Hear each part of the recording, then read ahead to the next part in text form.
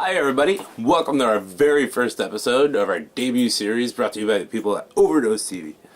My name is Erico and I'll be your host for the whole year, bringing you shows, reviews, news, and one-on-one interviews with any artists I stumble on from the whole local scene, either it be here in the Ottawa or Gatineau region.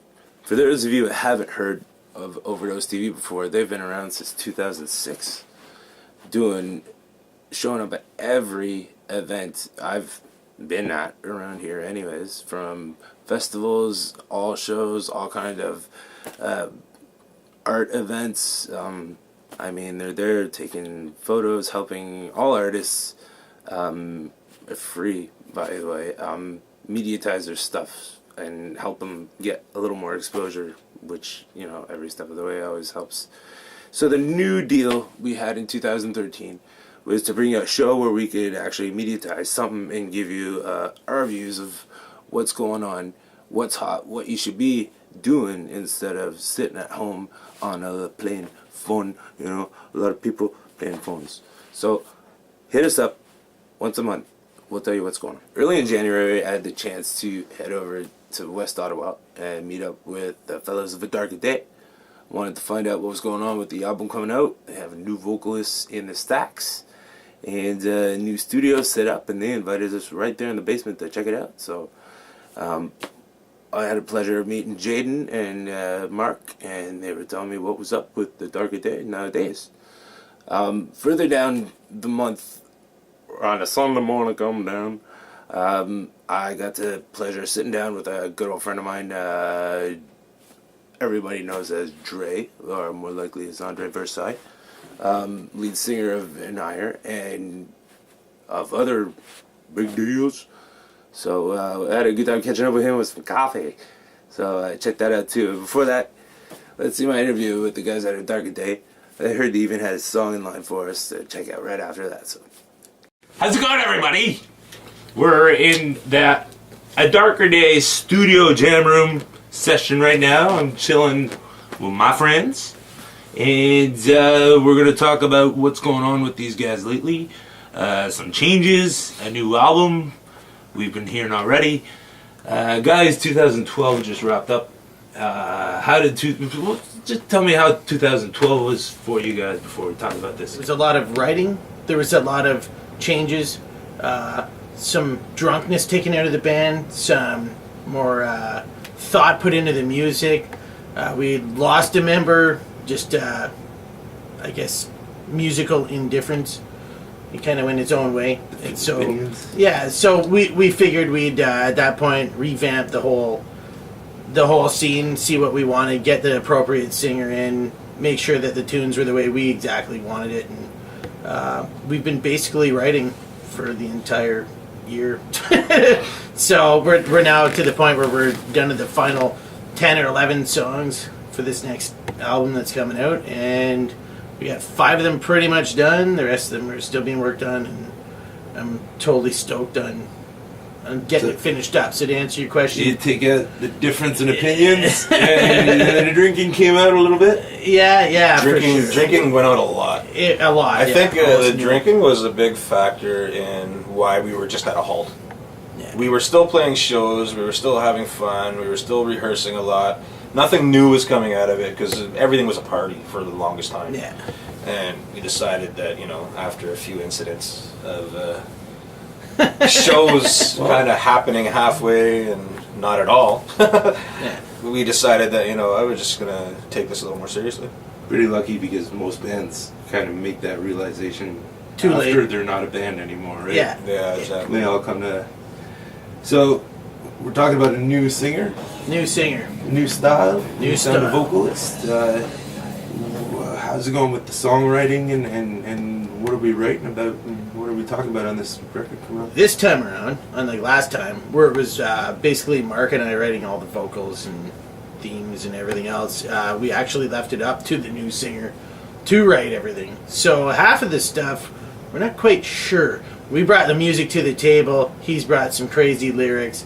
There's a song called 0 Hour, and the way he explained 0 hour to me was the 0 hour is from the moment of it happening like, let's say, not to bring up a 9/11 thing, but from the moment the airplanes hit the World Trade Centers, that was the 0 hour, and everything from there on started from there. So he's got some pretty crazy out there. Any drastic event really is what it's based on. You guys have been through a couple of vocalists along the years. Do you think you finally got somebody who wanted to take his spot, get established, and make it his own?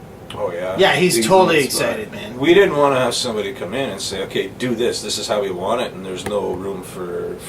Yeah. We wanted him to come in and put his own mark on it right from the start. Yeah. We didn't want to have to, approach the whole band with the music and say, "We'll get back to you with the lyrics." We wanted, okay, well, you're the vocalist. Yeah. See what you got. Actually, he came in, not to cut you off, but he came in like the first day and put some lyrics down. His audition, we played a couple cover songs, and then I believe it was his idea to just play an original. And he started just throwing out lyrics. And that was a good start for me, anyway. Yeah, right away. It was almost like right away we kind of knew he was the guy, and he's ambitious. And it's a lot like our music now. It's not so much front to back anymore. It's like start to finish, same same thing. I mean, we had some pretty good stuff. But I think that's a common thing to say when you're sticking to a lot of years together playing. I mean, you look back at your old songs and you find what you don't like from them the most, and then with your stuff nowadays, But the thing is, with your tracks, albums you've done before, any band knows. I mean, that is what it is. It was great at the time. Exactly. Leave it. I don't regret none of it. We could listen to stuff we're recording right now and go, "Oh, we could do so much," but there comes a point where you got to go, "No, that's enough for that song." You know what I mean? But we are experimenting a lot more as far as. Before we were solo pigs. We still like to solo and stuff, not as much. But I mean, we're experimenting more with. Some of us don't like the solo as much. I like the solo. I just don't think it serves it sometimes. Don't even get me started. Anyways, we're experimenting more with like guitar harmonizing, music playing off of each other, and not just the same riff. One riff with a different riff. Yeah, nobody's got hair anymore. Jeff does. 2012's done. What's going on this year? I mean, we're still in January. Still in January. Recovering from New Year's. Yes. But we kind of just recently, it was more of an experiment for ourselves. We put a lot of hype on the internet about this last show we just had, 2 weeks ago now? Yeah. I'm not going to say who the openers were supposed to be, but we put a lot of hype on Darker Day, New Direction, and Jay, the new singer, he's been helping really push it online too. We played 26 minutes. I think it was 26 minutes. It was 26. 26 minutes, and all we heard all night was, we needed more of that. We needed more of that. And it was like an experiment for us, the comeback kind of new direction. How are people going to take it? They've heard the old Darker Day for the past 4 years. Let's see how the new direction is going to work. It went over really well, way better than I thought. And we're off to a good start. There's a big show coming up soon. Big show coming up, yeah. March 2nd. It's with Slaves on Dope and Voivod. And where's this happening? Let people know. Ritual Nightclub. Again, March 2nd. It's the MS Metal Therapy. Matty Grant. He's the promoter. He also has MS. He has his team, Matty Grant. They do the walk for MS every year. Yeah. But what we do for that is, because it's an event for a good cause, he pays us to play it, and we donate the money back. Yeah. And we get like last year, we played the same event for him. We had Joe Thrasher, we had Exciter for the headliners. This year we got Voivod and we got Slaves on Dope. It's like 2 headliners. I remember seeing Voivod, man, was it in the 80s or the early 90s or something, at Porter Hall at Carleton University, and it was Soundgarden and Faith No More opening for them. And I was actually stuck outside, and I got in by helping the roadie load up some drum kits into a van or something like that. But it was a great concert, man. I mean, I'm stoked to open up for those guys. How do we get tickets? You can get them, I believe, at Vertical Records, Simply Guitars. Mark's Pocket. You can get them from any, well, obviously only from a Darker Day, because we're the only locals that are in this time. You can get them online too, I think. Order them on the web. It's going to be a smoking show. I mean, I sold a ticket the other night. Not even trying to. So it was fun. It was actually John Pinner from Define. He bought a ticket already, so he's the first one that got the first ticket for the Voivod show. Number one. Pinner. Cool. Looking forward to that. Besides that, the album coming out. There's a deadline on it, actually. The Deadline, 30th. that's like it. 30th, yeah, we're like, shit, man. Sorry, oops. We're like, shoot. This is not man. TV, it's This online. isn't TV? You can talk. Oh, excellent. So we were like, shit, man.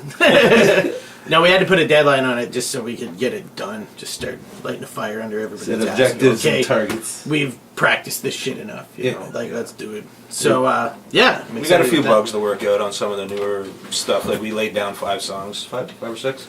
5 now. 5 There's- songs, 6. There's another 6. Altogether, I think we have like 11 or 12 songs. And more ideas that we, at one point, we just had to go, okay, enough ideas. Yeah. Let's focus on what we think is going to be great, and then, you know, whatever. Yeah. Albums are only whatever they are at the time, right? Like, I mean, I don't know. To me, that doesn't make any sense, but, like, there was no plan of action other than let's go in a new direction, a bit heavier. You know what I mean? So. Yeah. You guys plan on taking it on the road? Taking it?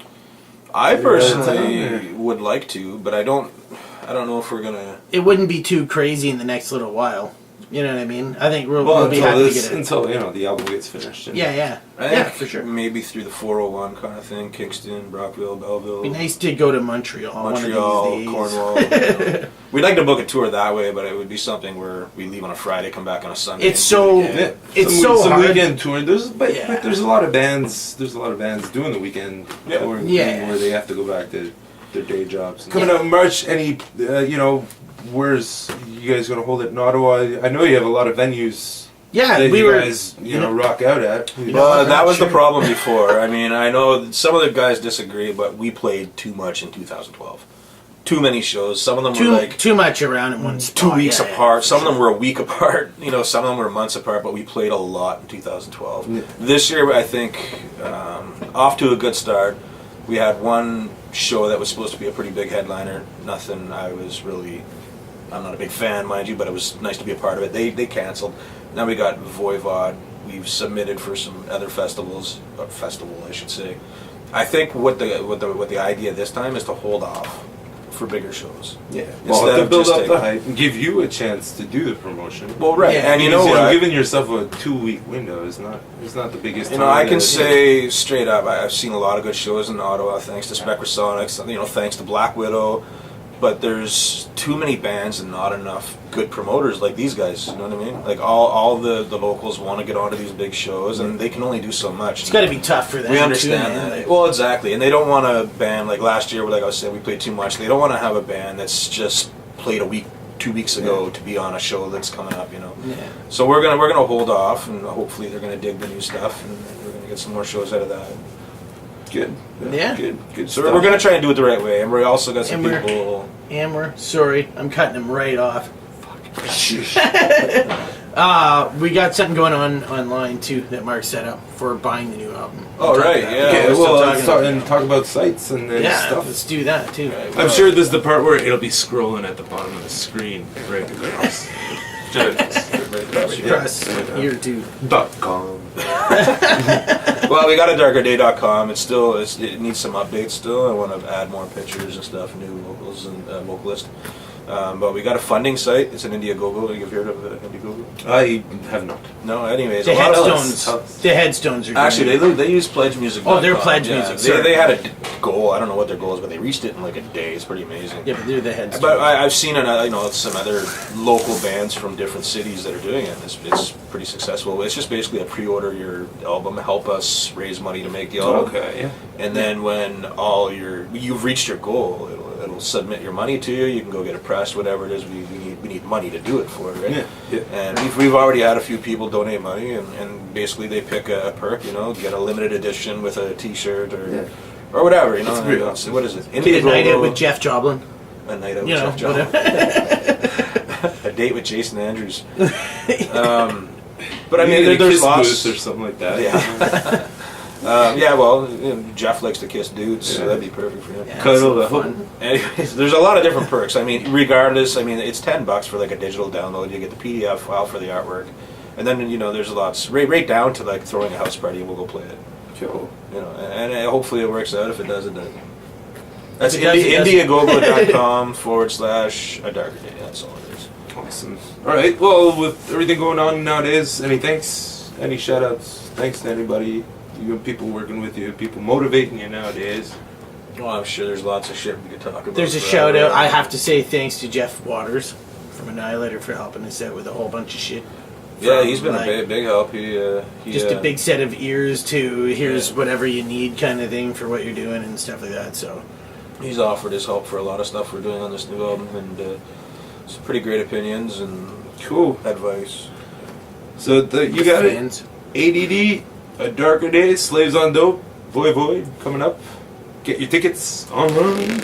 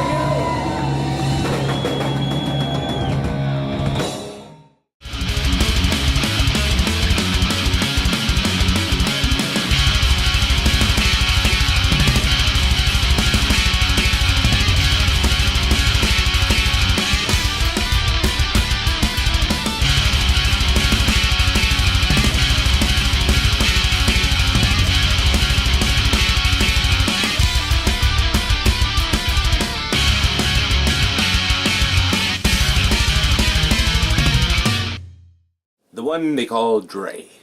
I met him in 2006 in the basement of a church at an ironically called Hardcore Fest. From that day on, I made a really good friend, but was always be amazingly surprised of where this man brought his self as a singer, pretty much, and taking over the local scene as one of the heavy hitters with the big fat mouth. I bring you my interview with my friend Dre. Coffee latte. Cheers. Thanks for the coffee. Hey, absolutely, man. Glad to have you. Today is Saturday morning. and my very good friend André Versailles. Nobody knows that name because everybody knows him as Dre. That's true. He's welcomed me over on a Saturday morning. We don't really hang out at this time of day too often, do we? We're not the most morning people, but I wanted to run an interview here with my friend, and here it goes for you guys. Buddy, I met you in 2007. It was a hardcore festival over in Gatineau. That was the first time I got a glimpse of your breakout project, which was Inire. Which had nothing to do at a hardcore festival. No. That was really funny and fun. Tell me where this started. For all the people that have only got caught up with you guys in the last couple of years, where did all this hype and this big thing start? Right above local watering hole, the Cat Jeudi.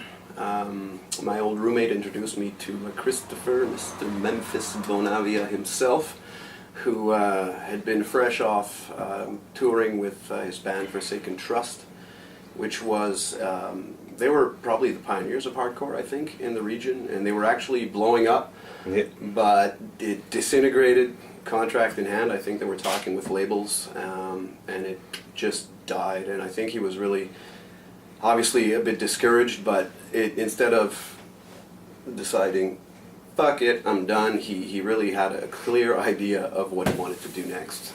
He wanted to bring back rock and roll and hard-hitting grooves, really, really simple, straight-ahead music, and he was tired of all the people or all the bands that just scream or well, rock and roll was a hell of an underdog here in the region back then. There was hardcore bands, and I think there was hardcore bands. Yeah, pretty much.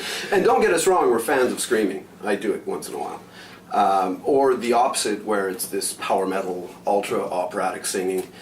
There was no rock singing in metal, and when he met me and heard me sing, he decided that we were starting a band. And I'd never worked with anybody quite as disciplined as Inire.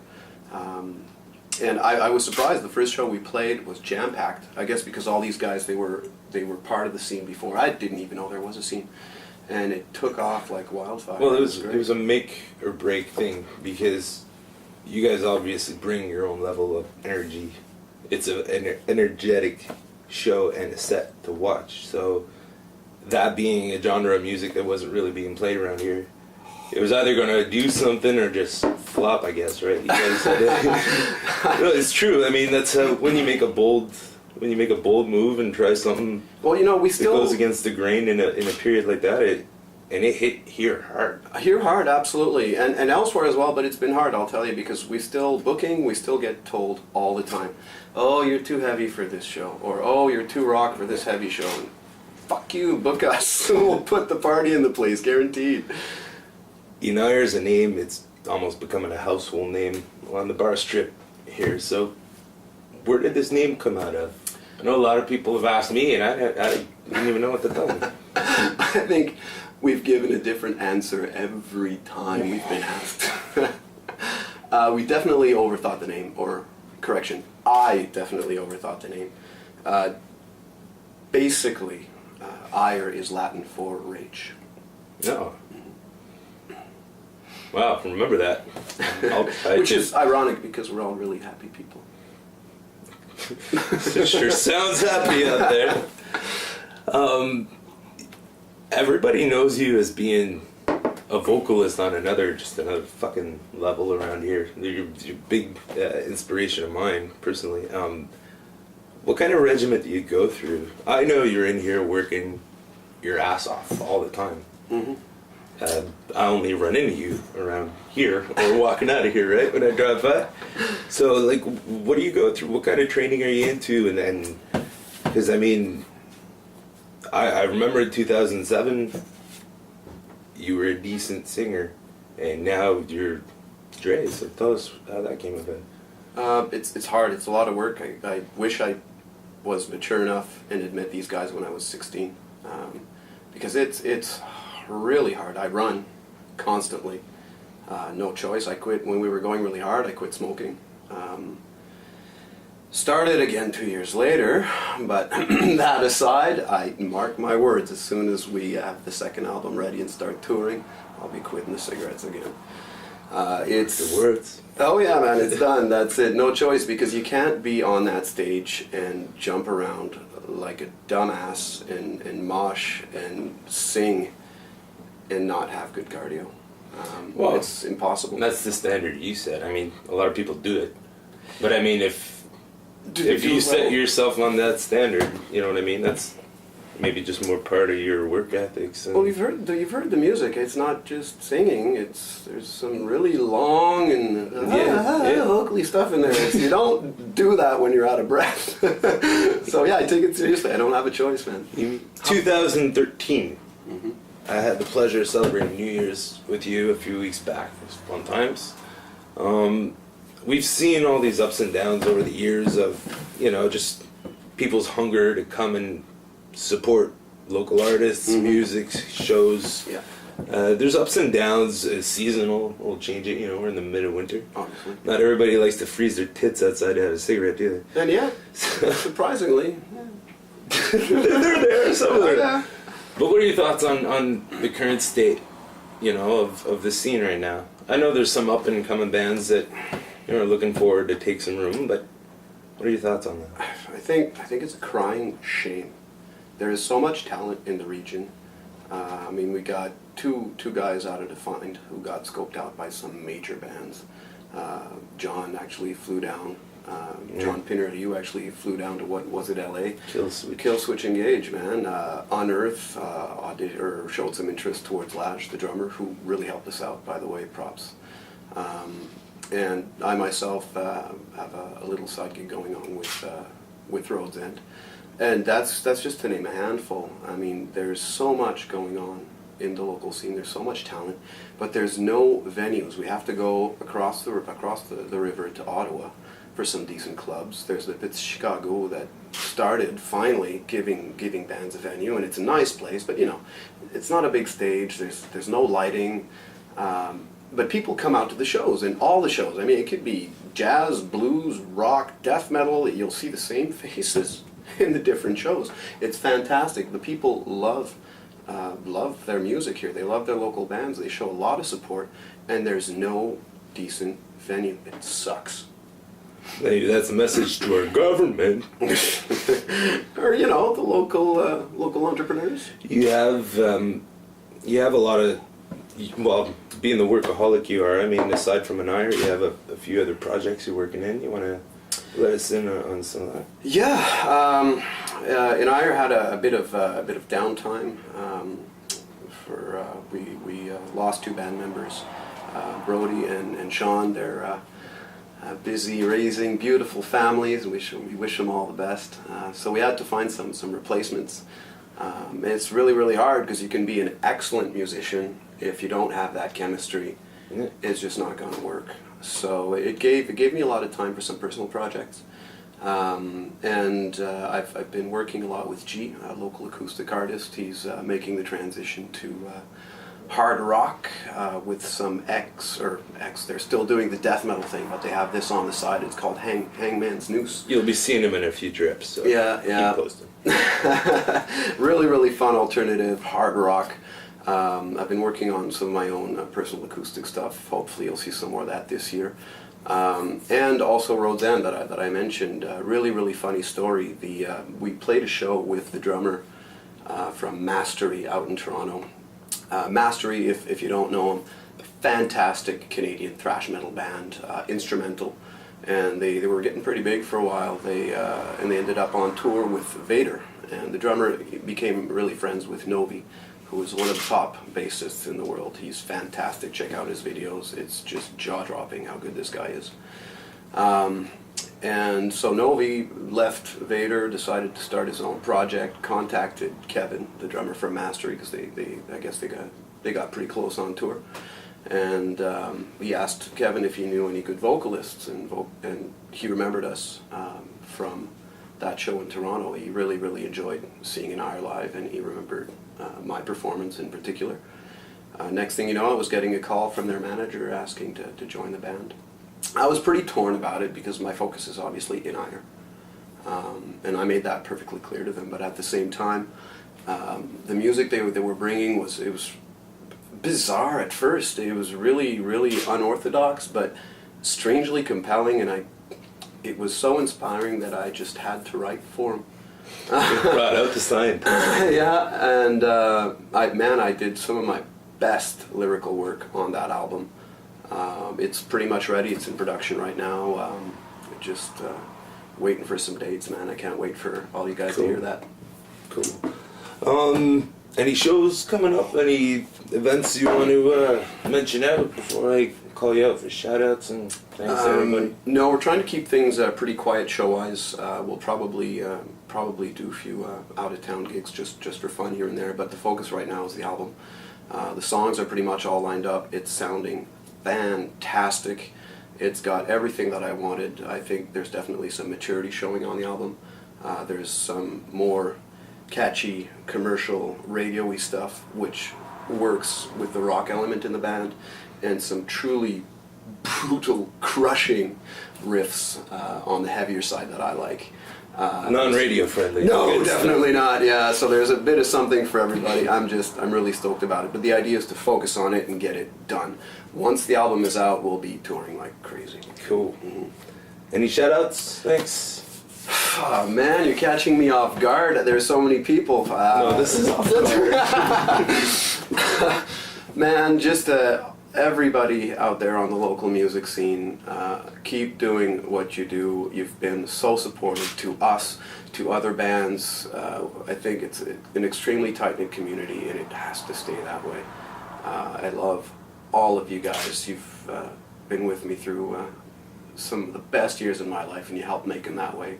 Fucking thank you. Well, it's a pleasure to have you, man. Thanks for welcoming us into your house, your lovely home. Actually, I do have one last shout-out. Big thanks to OverDose TV. When we started on the scene with Inire, I could not believe that there were people like you out there. You never missed a show, not just ours, everybody else's. When you were doing your old format, I'd rarely seen such dedication. You were a huge part of the scene, and you were missed when you left. I'm glad to see you're back. Zip, Dr. Dre, the scientist.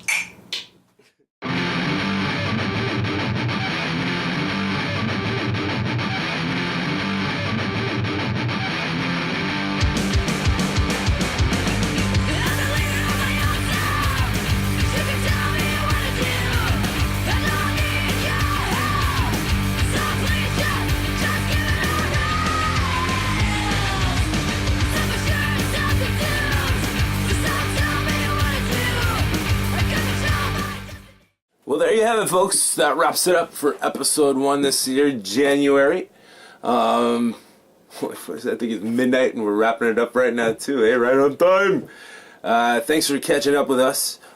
Stay tuned next month. We have a lot news, segments, secrets, stuff you're going to want to watch, and a lot more news to bring you. Thanks for catching up. Follow us online. I'm your host, Eric Garrod. Thank you very much. Booyah!